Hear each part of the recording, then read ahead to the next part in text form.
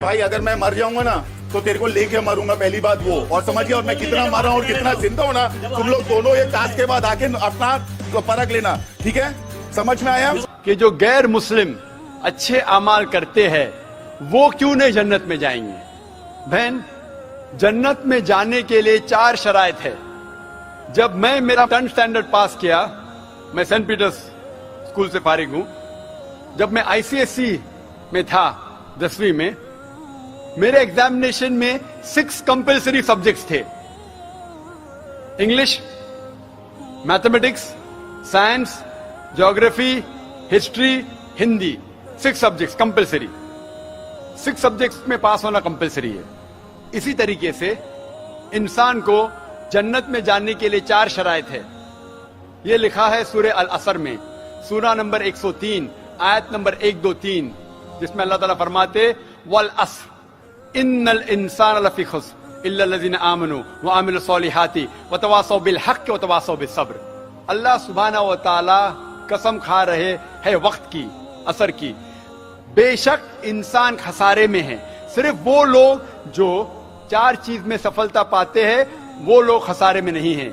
और ये 4 चीजें ईमान, अमल सॉलिहात व तवासौ बिल हक़्क़ व तवासौ बिस सब्र। जिस तरीके से मुझे 10th स्टैंडर्ड पास करने के लिए 6 सब्जेक्ट्स में पास होना कंपलसरी है।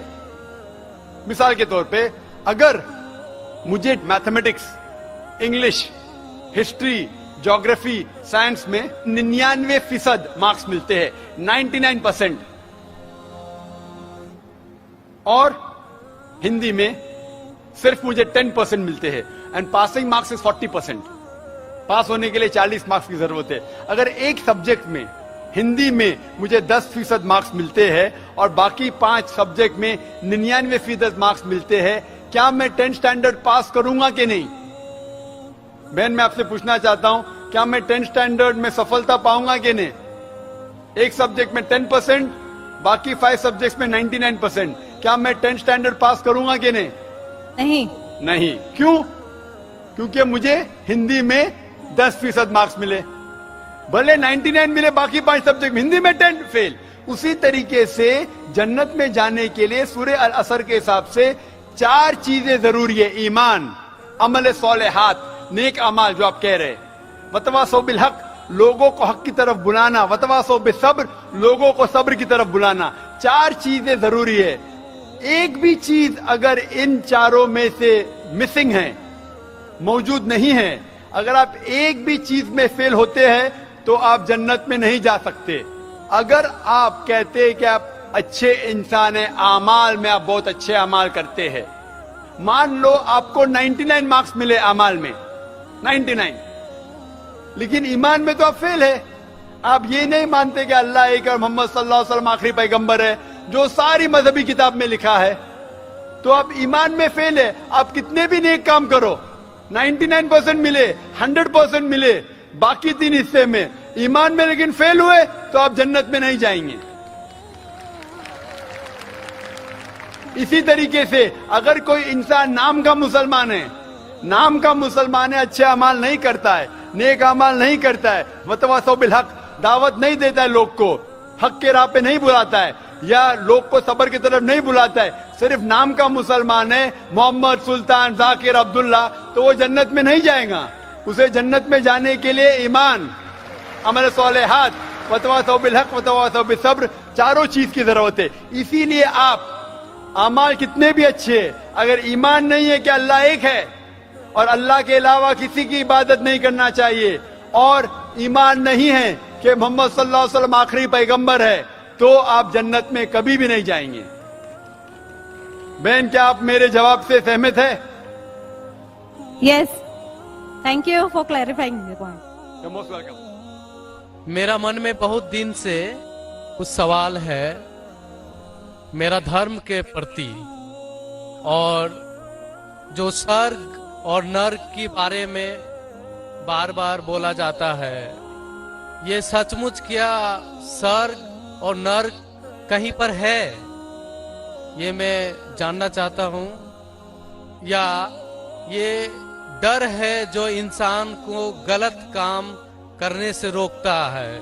इसके बाद मूर्ति पूजा के कारण रामदेव बाबा जी बोलते हैं, श्री श्री रविशंकर भी बोलते हैं कि मूर्ति पूजा जैसे कि जो मूर्ति है, जो अपना कर्म किया है, पहले धर लीजिए कि हम लोग कृष्ण को मानते हैं, तो कृष्ण ने जितना कर्म किया है, अगर हम मूर्ति को देखते हैं तो उसको गुण जो है वो हमें याद आने लगता है।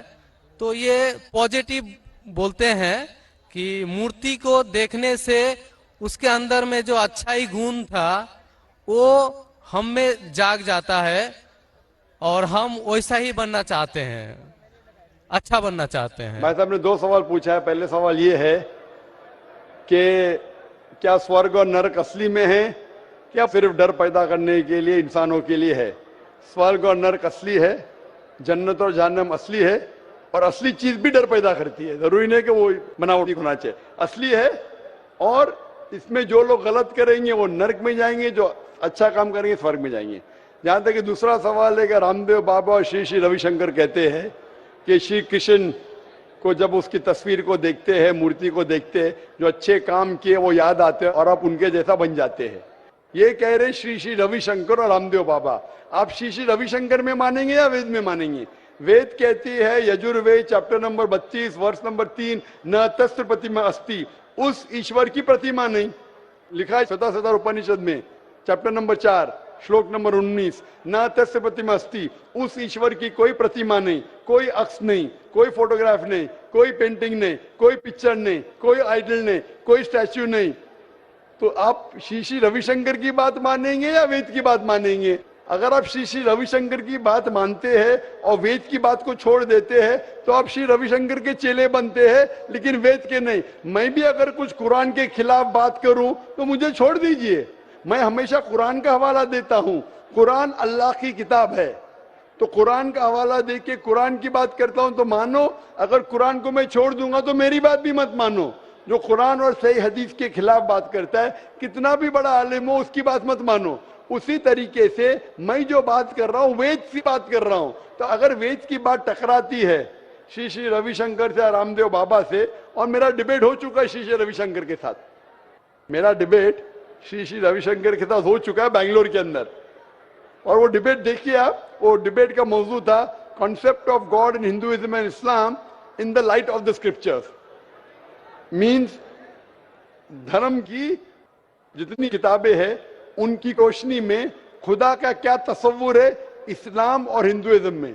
और मैंने इतने हवाले दिया वेद के, हिंदू धर्म क्या कहता है। आप वो डिबेट देखिए और आप ही फैसला कीजिए कौन हक के ऊपर है।